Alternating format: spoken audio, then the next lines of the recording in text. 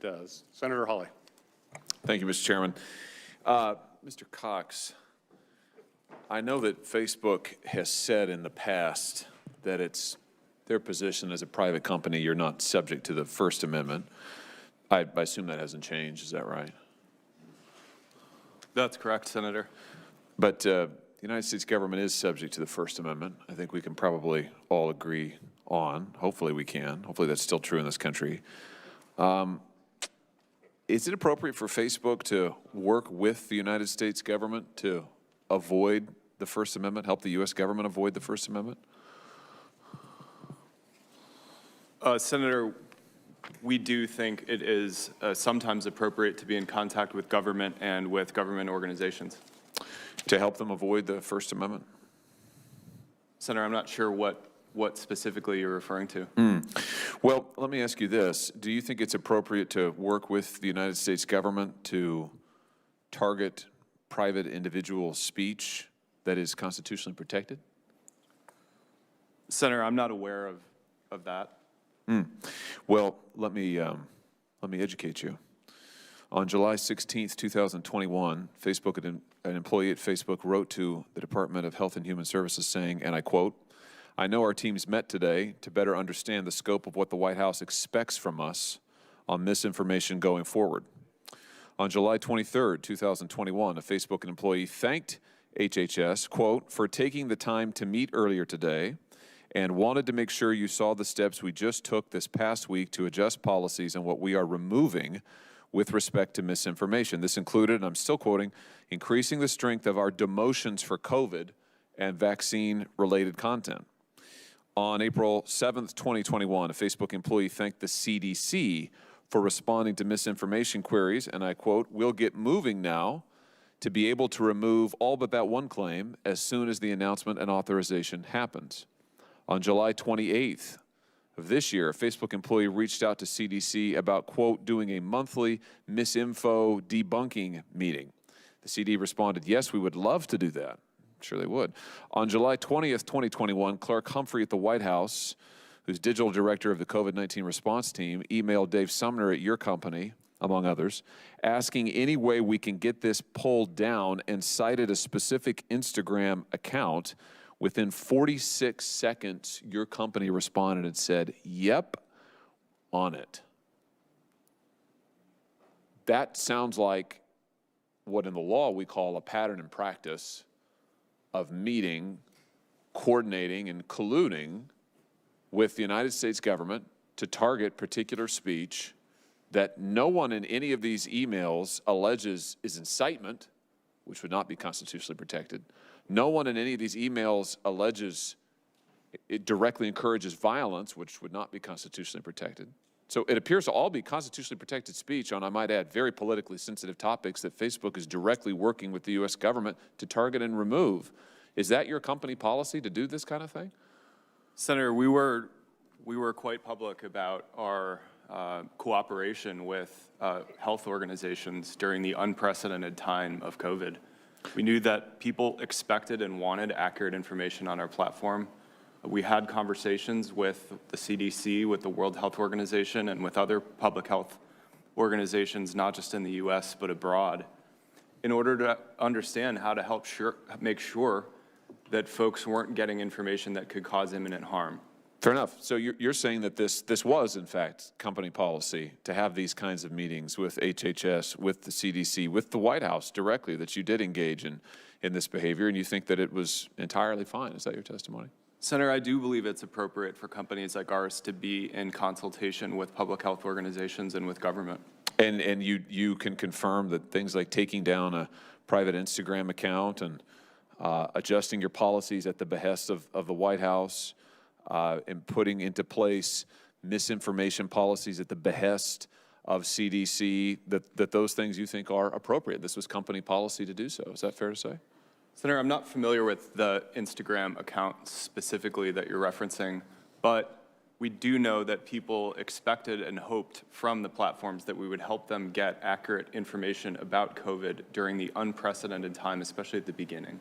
Well, isn't there a difference between you as a platform putting forward information and censoring your users at the behest of the White House, the administration more broadly and the CDC? Isn't there a distinction there? We specifically wanted to work with public health experts to understand the relationship between information and behavior. And so we did consult with the CDC, the World Health Organization, and others to understand how the platform policies we built were affecting public health. Well, you didn't just consult with them to understand how they affected public health. You actually censored on their behalf. I mean, you took these emails, I'm just quoting from a sample of them, which, by the way, have been disclosed in litigation. These emails show that you took censorship steps. You took down accounts. You planned misinformation policies. You adjusted your policies at the behest of the United States government. I mean, that's not just some theoretical thing. That's actually targeting your users' speech. But I appreciate your forthrightness, by the way. But you're saying you think that's fine, and that was your policy. Senator, we've been public about our policies on COVID misinformation specifically, as well as on misinformation generally. And so you think you're not concerned about any of this? Nothing that I just read to you, you're not concerned about it at all? Respectfully, Senator, I think the balance of how to protect free expression as well as public safety is a difficult issue, but it's one we're committed to working with outside experts and publishing our work. Well, I appreciate you being so forthright. As I said, this is actually from litigation between the state of Missouri and the state of Louisiana and the federal government. I anticipate that your remarks under oath today are going to be very interesting and helpful to that litigation. I'll just say this. My view is that the United States government is bound by the First Amendment. They cannot encourage or coerce or incite or collude with a private party to get around the First Amendment, but you've just said to me today that that's basically what they did, that you coordinated with them repeatedly over a pattern of months and years to adjust and target your speech policies for protected speech at the behest of the United States government. I have to tell you, I've got a big problem with that, and I think all your users should too. Thank you, Mr. Chairman. Talking about a problem that is my true definition of a problem, one that does not have easy solutions. Again, what is harmful content is all in the eye of the beholder. We all abhor violence. I certainly condemn white supremacists. I condemned, immediately, forcefully, repeatedly the violence on January 6th. But I am concerned about the bias of your platforms. The earlier panel would not give me any indication whatsoever. The percentage of liberals versus conservatives in your organizations, I don't expect you'll be any more forthright in that. But let me ask you this question. I know the chairman likes to talk about the white supremacists and January 6th. Democrats love talking about that. What about the 570 plus riots that occurred in the summer of 2020, 2,000 law enforcement officers injured, $1 to $2 billion worth of property damage, a couple of people killed in Kenosha, Wisconsin, dozens of buildings burned, a couple dozen people also lost their lives during those riots. Mr. Cox, have you deplatformed, or have you throttled back or censored anybody that was involved in the organization of the summer riots?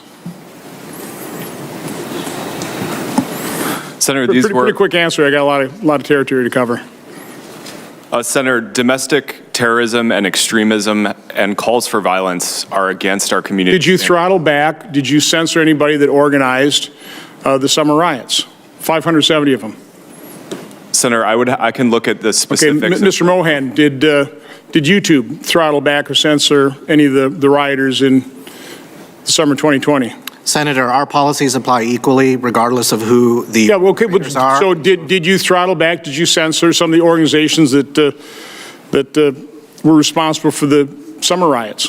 We would have applied our policies equally regardless of where the riots were if it was a violation. Can you provide me with the names of the people you throttled back that were responsible for the summer riots? Senator, I'm happy to follow up. Okay, good. I appreciate that. Mr. Sullivan, what about Twitter?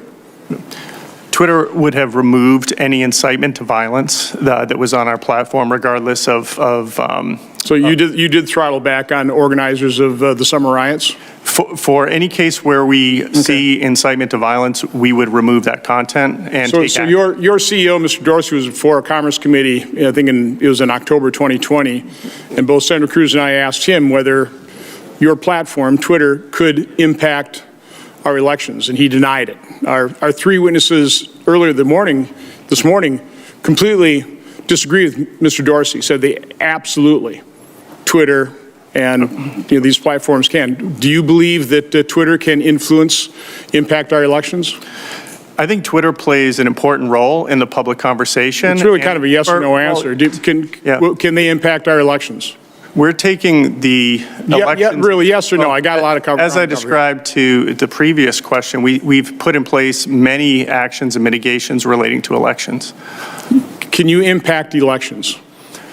People try to use our platform to get messages out regarding elections, and we try to do our best to get this morning I specifically talked about the fact that you censored the New York Post article about Hunter Biden. We have polls that said that had the American public known that, we wouldn't be in the ditch that we are right now.